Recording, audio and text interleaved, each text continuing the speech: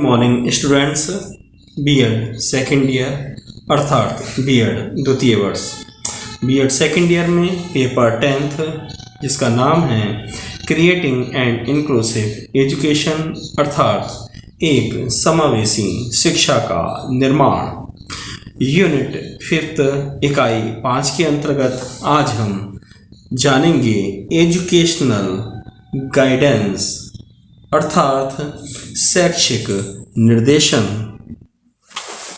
शैक्षिक निर्देशन का वह विशिष्ट क्षेत्र है जो छात्रों को उन समस्याओं का समाधान करने का प्रयास करता है जो छात्र की शैक्षिक उन्नति तथा अनुभवों से संबंध रखता है। किसी भी विद्यालय के छात्रों को दो भागों में बांटा जा सकता है। एक, वे छात्र जिनको पढ़ाई में, सीखने में, कुछ करने में किसी प्रकार की परेशानी आती है, जैसे कक्षा में संतोषजनक ढंग से प्रगति न करना, कुछ विषयों का गणित लगाना, विषयों का चुनाव ठीक प्रकार से न कर पाना, किसी विषय को पसंद न करना अथवा विद्यालय को ही पसंद न करना। दूसरे वो आते हैं कि वे छात्र जिनको किसी विशेष समय पर तो कोई विशेष समस्या नहीं है परंतु वे अपनी क्षमताओं का पूरा उपयोग नहीं कर पाते हैं, अतः वे अपनी क्षमताओं का उच्चतम उपयोग कर सकें एवं भविष्य में किसी भी प्रकार की समस्या से बचे रहें, इसके लिए भी इन छात्रों को निर्देशन की आवश्यकता होती है।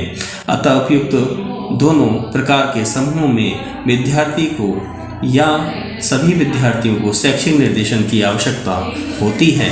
अक्सर ऐसा देखा गया है कि बहुत से छात्र अपनी शैक्षिक उपलब्धि को लेकर अध्यापकों से, अपने संबंधों के प्रति, अपनी पढ़ाई की आदतों से, कक्षा में समायोजन को लेकर तथा अपने खराब पारिवारिक वातावरण आदि को लेकर काफ़ी परेशान रहते हैं। बहुत से छात्र भाषा की समस्या, पढ़ने में अक्षमता, कम मानसिक बुद्धि, पढ़ाई के लिए जरूरी साधनों की अनुपलब्धता, सभी विषयों अथवा विषयों में कमजोरी को लेकर स्कूल अथवा कक्षाध्यापक की जरूरत से अधिक अपेक्षा को लेकर परेशान रहते हैं। उपयुक्त में से कुछ समस्याएं कुछ छात्रों के लिए अति आवश्यक रूप से तुरंत हल की जानी चाहिए, अन्यथा ये छात्र के प्राकृतिक विकास को अवरुद्ध कर देने वाली आपत्ति की सूचना देने वाली हो सकती है। इनमें से कुछ छात्रों को पाठ्यक्रम के साथ समायोजन बैठाने के लिए, पाठ्यक्रमों के चुनाव हेतु तथा अपने शैक्षिक अनुभवों के सही मूल्यांकन हेतु तुरंत सहायता की आवश्यकता होती है। जो निर्देशन कार्य इन समस्त समस्याओं के चारों तरफ घूमता है, हम उसे शैक्षिक निर्देशन कहते हैं। छात्रों के शैक्षिक विकास की दृष्टि से किया गया शैक्षिक निर्देशन कार्य शैक्षिक निर्देशन कहलाता है। अगला पॉइंट आपका आता है डेफिनेशंस ऑफ एजुकेशनल गाइड अर्थात शैक्षिक निर्देशन की परिभाषाएं। इसमें रेवर की परिभाषा है कि शैक्षिक निर्देशन वह है जहां स्कूल के कार्यों में निर्देश, परीक्षण एवं परामर्श के माध्यम से राय देना तथा सहायता पहुंचाने पर बल दिया जाता है। दूसरी परिभाषा है जॉन्स के अनुसार शैक्षिक निर्देशन वह व्यक्तिगत सहायता है जो विद्यार्थियों को इसलिए दी जाती है कि वे अपने लिए उपयुक्त विद्यालय पाठ्यक्रम, पाठ्य विषयों का चयन कर सकें तथा विद्यालय संबंधी जीवन के साथ समायोजन बनाए रख सकें। अगली परिभाषा आती है एस मेयर्स के अनुसार शैक्षिक निर्देशन वह प्रक्रिया है जिसके द्वारा एक और व्यक्ति और उसके विशिष्ट गुण तथा दूसरी ओर अवसरों के विभिन्न समूह और लोगों के बीच विकास या शिक्षा के लिए अनुकूल पृष्ठभूमि तैयार की जाती है। अगली परिभाषा है आर.एस.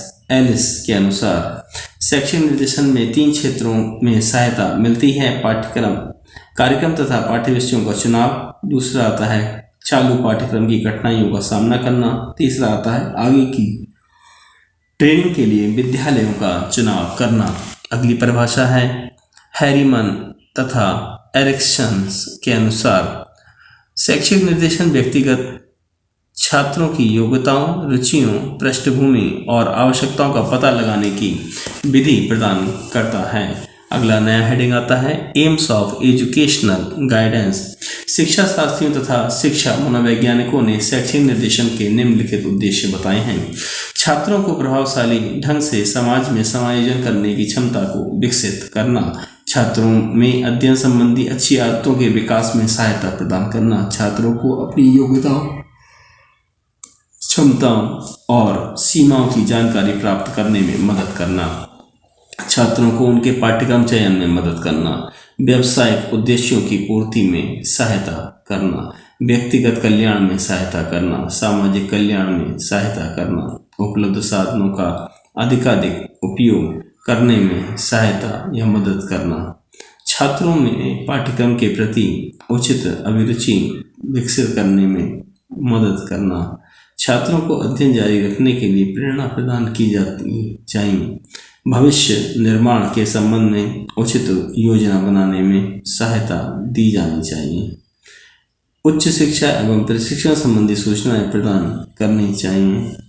अगला पॉइंट आया, अंतिम पॉइंट है शैक्षिक स्थानों को पाठ्यक्रम, शैक्षिक कार्यक्रमों एवं प्रभावी प्रबंधन के संबंध में सुझाव देना।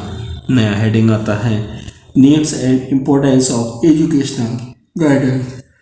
शैक्षिक निर्देशन की आवश्यकता एवं महत्व। निर्देशन के अर्थ एवं उद्देश्यों के उपयुक्त विवेचन से ये स्पष्ट हो जाता है कि प्रत्येक व्यक्ति का जीवन की विभिन्न परिस्थितियों से सामंजस्य स्थापित करने के लिए निर्देशन की आवश्यकता होती है। इसीलिए विद्यालय में पढ़ने वाले छात्रों के सामने अनेक समस्याएं होती हैं जिनके समाधान के लिए निर्देशन की आवश्यकता समय समय पर होती है। शिक्षा संबंधी निर्देशन की आवश्यकता निम्नलिखित कारणों से होती है। नंबर 1, शिक्षा द्वारा सर्वांगीण विकास का उद्देश्य ऑल राउंड डेवलपमेंट। इसके अंतर्गत शिक्षा का प्रमुख उद्देश्य सर्वांगीण विकास माना गया है। प्रत्येक बालक में व्यक्तिगत विशेषताएं होती हैं। इन्हीं विशेषताओं के आधार पर बालक के व्यक्तित्व का विकास किया जाता है। अतः निर्देशन की प्रक्रिया पूरी करने के लिए प्रत्येक बालक की योग्यताओं का ज्ञान प्राप्त करने के लिए व्यक्तिगत शिक्षण द्वारा उसको अपने पूर्ण विकास का अवसर देना चाहिए। अगला पॉइंट आता है माध्यमिक शिक्षा का परिवर्तित स्वरूप, change pattern of secondary education. उच्चतर माध्यमिक स्तर पर विभिन्न पाठ्यक्रमों की व्यवस्था की गई है। विद्यार्थियों को विभिन्न समूह में से किसी एक समूह को चुनने की स्वतंत्रता दी जाती है। हाई स्कूल और इंटरमीडिएट कक्षाओं में ऐच्छिक विषयों की संख्या अधिक होती है। इस स्तर पर विद्यार्थी को इतना अनुभव नहीं होता है कि वे विषयों का चुनाव करके ऐसी दशा में निर्देशन की आवश्यकता होती है जिससे कि वे अपनी रुचियों और क्षमताओं के अनुसार पाठ्य विषयों का चयन कर सकें। अगला पॉइंट आता है विकास योजनाएं, डेवलपमेंट स्कीम। देश में पंचवर्षीय योजनाओं के अंतर्गत विभिन्न प्रकार के प्रशिक्षित व्यक्तियों की आवश्यकता होती है। आज के प्रौद्योगिक और औद्योगिक युग में देश के विभिन्न प्रकार के कार्य एवं व्यवसाय हैं जिनके लिए विशेष प्रकार के प्रशिक्षण की व्यवस्था करना आवश्यक है।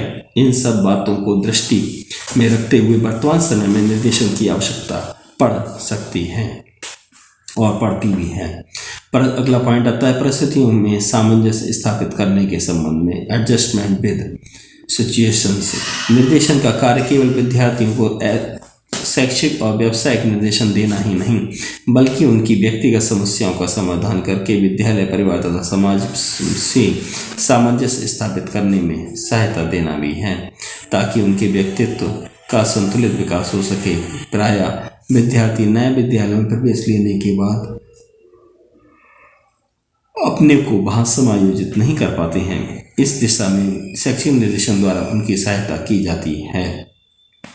अगला पॉइंट आया व्यक्तिगत भिन्नता में वृद्धि, इंक्रीज इन इंडिविजुअल डिफरेंसेस। आजकल छात्रों में व्यक्तिगत भिन्नता पहले से काफ़ी बढ़ गई है। एक छात्र की अभिरुचि, आवश्यकता, क्षमता दूसरे छात्रों की अभिरुचि, आवश्यकता, क्षमता आदि से काफ़ी भिन्न होती है।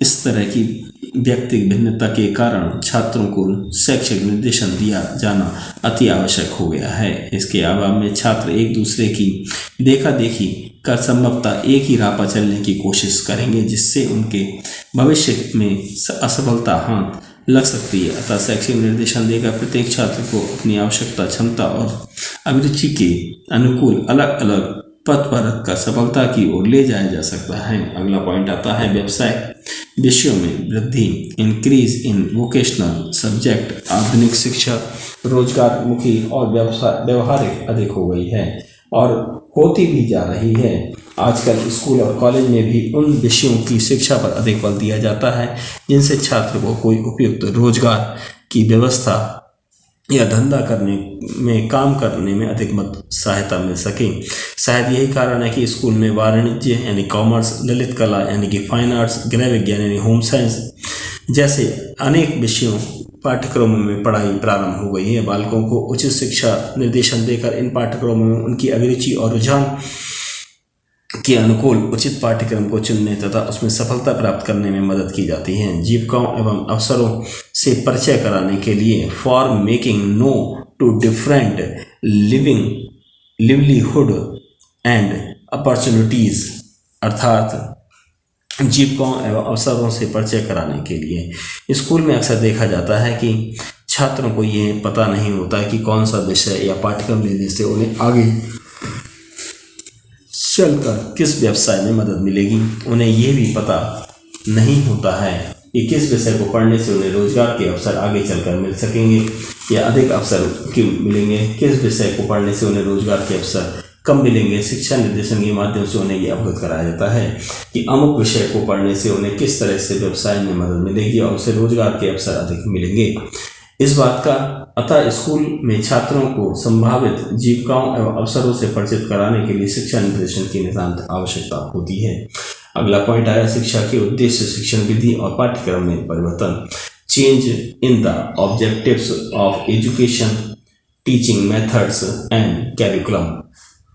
आज शिक्षा के उद्देश्य में परिवर्तन आ गया है। पहले शिक्षा का उद्देश्य बालकों का मात्र बौद्धिक विकास करना था, परंतु आज शिक्षा का उद्देश्य छात्रों को इस लायक बना देना है कि वह सभी तरह के व्यक्तिगत सामाजिक समस्याओं को हल कर सकें और इस दिशा में उपयुक्त शैक्षिक निर्देशन की नितांत आवश्यकता होती है।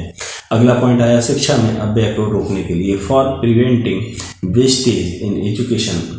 अक्सर देखा जाता है कुछ छात्र ऐसे होते हैं जो पूर्ण साक्षरता प्राप्त किए बिना ही स्कूल छोड़ देते हैं। उन्हें परीक्षा में कई बार असफलता भी हाथ लगती है जिससे वे शिक्षा के प्रति उदासीन हो जाते हैं। नतीजन उनमें से उस स्तर की शिक्षा जो इधर उधर ना होती है और ना उधर के ही होते हैं और लगा व्यय बेकार चला जाता है। ऐसे बालकों की साक्षरता को पूर्ण स्तर शिक्षा प्रेरित करने के लिए शैक्षिक निर्देशन की नितांत आवश्यकता होती है। Thanks for watching. धन्यवाद।